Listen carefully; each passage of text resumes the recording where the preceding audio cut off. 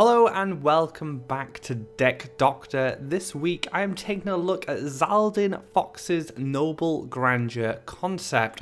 Now this deck isn't his original deck, this is a deck that I've refined, but Xaldin and I have discussed this deck in detail and we feel that some of the changes and testing I've done has made it into an overall better list.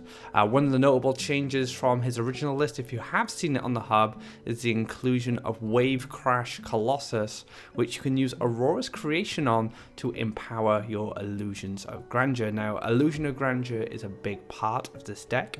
It is based around the card, all the synergies you'll see in this, especially Rubyfish is the card that didn't see play at all pretty much, and now we have it in this deck.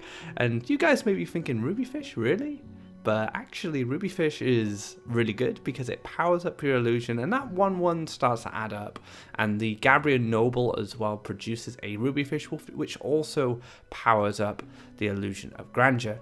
Now don't be fooled, Illusion of Grandeur isn't the only win condition of this deck. You can win with just the Wave Crash Colossus, overpowering your opponents with Battletoads, Frogify and the Gabriel Nobles, but you know, the Illusion of Grandeur just gives you an additional win condition that can get very big if you pull off some good creation combos. So that is the deck. Let's take a look at the cards. Let's start off with Illusion of Grandeur itself. Now this is a charge 2 7 cost 0/0. For every creature you summon that costs 1 or less, it will gain its stats. Now straight away Rubyfish is a good synergy with this card. It gives it 1/1, and with 3 fishes in the deck and 3 Gabriel Nobles as well, that's a potential 6/6 on its own. But there are other cards in the deck that do synergize with this. Darkstalker being another one, adding 3/2 to it, as well as using the Aurora's creation on specific cards to extend its stat line. Now this card is a finisher. It acts a bit like Zealous Crusader. You play this card at the end of the match. It's usually quite powerful, or just powerful enough to put some pressure on your opponent, and hopefully then with its charge 2 and its mobility you can either finish off your opponent or take control of the board. So you don't have to prioritize building your game plan around this card. It's kind of just an additional win condition that will help you close out some matches. These are your primary Faeria harvesters, especially in the early game, and 2 of these cards are going to give power to your Illusion of Grandeur. Rubyfish is a 1/1 aquatic for 1 Faeria, very cheap, a bit like Farm Boy in that respect, but it doesn't need land. It can swim off onto the into the double collection spot and start harvesting Faeria for you, and with that aquatic as well, it's very good at reducing the cost of your Wave Crash Colossus, and as I said before, it does power up your Illusion of Grandeur.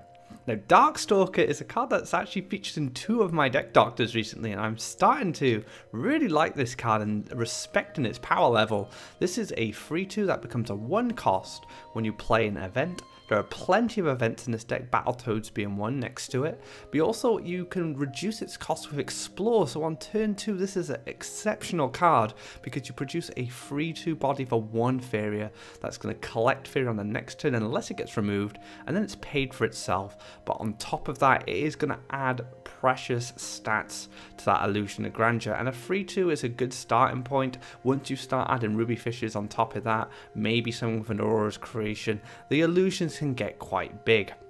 Now Battletoads is an event, but it does create 2 frog jumpers which are 2/2s, and these are just great for collecting Faeria, you know, moving around the board with that jump mechanic. You have shifting tides to help move as well, and with some of the transform effects in the deck you can really make these Battletoads into a threat. But their overall job is to harvest Faeria, provide event synergy for the Darkstalker, and of course try and have some influence on board control.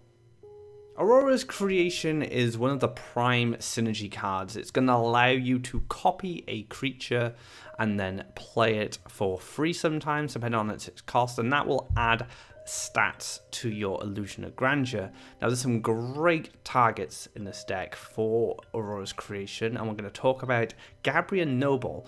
Now Gabrion Noble is just a great card. I really respect this card as well, since playing this deck a lot on my stream. You know, it's a 4/4 for 6 Faeria, it's quite a stable body, but you also get to place a ruby fish anywhere on an ocean tile.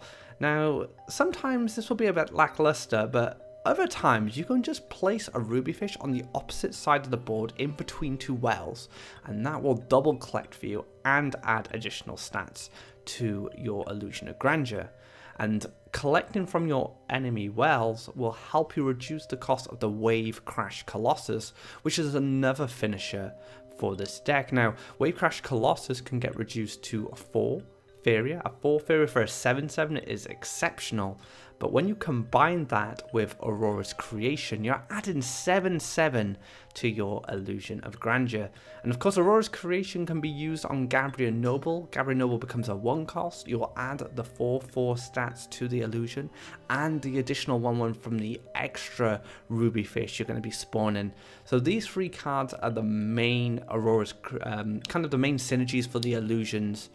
And the Aurora's Creation will be primarily used on the Gabrion Noble and the Wave Crash Colossus, but you can also use it on your opponent's creatures, especially if you're playing against, say, like a blue jump, a mono blue mirror. And another target that you might want to consider as well is Aurora Mythmaker. Aurora Mythmaker is an incredible card, but Aurora's Creation can help you use one of your smaller creatures like a Battletoads to gain board presence back, or maybe just take a clear on an enemy creature. That covers a lot of the Illusion of Grandeur synergies, but this is a blue deck, and blue has access to very powerful cards, which what makes this deck quite flexible. It doesn't rely on the Illusion of Grandeur to have to find the wins. You know, it can use blue's powerful arsenal to its advantage and just take control of the board and just play like a generic control game or a generic mid-range game, depending on how your hands draw.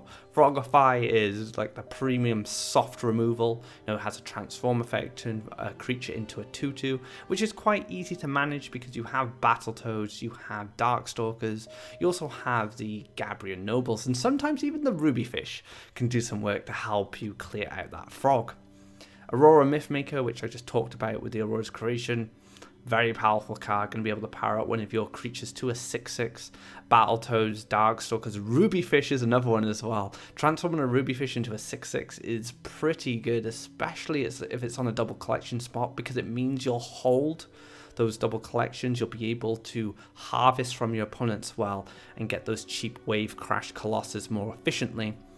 Last but not least, there is one copy of Mirror Phantasm.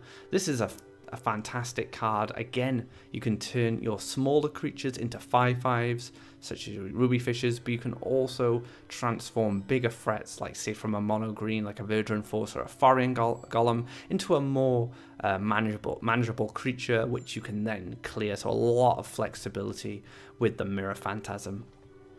Last but definitely not least, we have some powerful utility cards that again will just help you in your matches and help you win games. Spell Will is an incredibly powerful card. It gives you additional resources, additional cards to use, especially in specific matchups as well. You can get some very useful cards in specific situations that will help you take control of the board or just give you extra late game, extra creatures. You don't know what you're going to get, but most of the time you will find some use for it. So it's almost like a win condition in itself. And Spell Will is not to be underestimated. It has synergies with Darkstalker. Now, most of the time you're going to want to play Darkstalker as a 1 cost. So being able to play a blue event for 0 allows you to get those Darkstalkers down and empower your Illusion of Grandeur. Shifting Tide again, more synergy with the Darkstalker, that's why it's in there over, say, a Prophet of Tides. And of course you can use it for flexibility, you can use it for land movement to get you into more tactical positions to take clears on your opponent's threats, or more defensive positions, but you can also use it for card draw if you are looking for more cards to help you in the game. Last but not least is the Emperor's Command. This is one of the new cards which was included in my last deck Doctor, and I believe is the strongest card of the 6 new epics. This card has flexibility written all over it. You can deal damage to structures, you can reduce the power of your opponent's creatures in order to get favorable clears, and you can also heal if you are falling behind or you need to counter, say, a specific deck like Burn. So Emperor's Command is a very powerful card, and again has those synergies with Darkstalker, so these cards will definitely help you in tight spots. And of course, try and use them in the best way you can, especially the Emperor's Command. There's a lot of choices there, and if you're going to say against blue jump, you can use that against, say, a Forbidden Library. You can use that free damage, it's very important. But of course, the -2, -1 is the option you'll be using the most to help you gain favorable clears against your opponent's creatures. For the mulligan, you're going to want to find an early harvester. Rubyfish is great for it because you can play a lake on the side of your orb, play the fish down, and then let it swim off to the wells without having to build any additional land, and that allows you to focus on the other side. Now, generally you want to play it away from your opponent, so if you can do that, that's great. But eventually you'll pick up a Gabriel Noble and be able to plant fish wherever you need to collect that Faeria. Darkstalker is great, especially if you start off with an early event like Spellwill or Shifting Tide, and this will allow you it to cost 1, but if you are on the Explore, you're playing second, it's going to cost 1 anyway. If you can't get either of those, Battletoads is also really great. You can just build 2 lakes, summon the Battletoads, and they can start double collecting for you straight away. Now, if you do get one of these harvesters, like I said, Spellwill is great to keep with the Darkstalker, just to guarantee that you get that cost reduction, empower your Illusion of Grandeur, and get that cheap Faeria harvester. Aurora, the Mythmaker, and Mirror Phantasm are great with the Battletoads especially, and the Rubyfish, because you can transform them into powerful threats that will allow you to fight on board and take control of the wells. The deck is primarily made of commons and rares, but there are a few epics and 1 legendary. Now, Aurora, the Mythmaker, is quite hard to replace, but I understand she is a legendary card, and some of you might not have her. So I'd recommend maybe replacing Aurora for a Wave Crash Colossus. Just gives you an extra finisher in the late game. It's a very powerful card anyway, and you're going to be collecting from your opponent's wells quite a lot with that Rubyfish. But other than that, I feel like all the epic cards are necessary for the deck. Aurora's Creation has tremendous synergies. You know, the Emperor's Command is incredibly powerful, and the utility is often needed when going against specific decks, especially decks like Blue Jump, where you need to be able to take care of those Forbidden Libraries. So I would say the epics are hard to replace, but if you haven't got Aurora, by all means try adding that Wave Crash Colossus. Now, I'm hoping I've sold the concept of a Rubyfish deck to you, because I've played this deck a lot. Not only is it a lot of fun, but I actually believe it's quite powerful and it shouldn't be underestimated. 1, it's a blue deck, so it has access to all the powerful blue cards that we often see in Blue Jump, which is a tier 1 deck right now, and being able to use blue's powerful arsenal already makes this deck amazing. It has brilliant harvesters. Rubyfish is the MVP harvester. It's aquatic, you don't need to build lands for it, it can swim into double collection spots, start reducing those colossus, and your opponents have to respect them, they have to clear them. I had a yellow player choking sand my 1 Rubyfish on the one side and Wind Soldier my other. He invested 7 Faeria to kill 2 Faeria harvesters. It was incredible, and he had to do it because he was so behind in the economy race. Aurora's Creation is an incredibly powerful card, and I feel it has tremendous synergies in this list alone, because you're able to copy powerful cards like the Wave Crash Colossus and the Gabriel Noble, which power up your Illusions of Grandeur. Now, the deck is very weak to removal. Ground Shaker is very sad. Firestorm, for example, so Red have a lot of tools to kind of knock this deck down and make it very weak and very hard to keep ahead in economy. Rubyfish can only achieve so much for you. It's a bad deck card, the top deck, especially when you're behind, and when your opponent has board control, it can be quite hard to summon him in a safe spot where you can collect Faeria, especially if you've had to develop neutral tiles to gain board position. And you can get overwhelmed before you can set up. This deck has a lot of problems with yellow events. It's probably its worst matchup, I would say. Well, mono red is pretty bad, but there's not a lot of mono red in the metagame right now.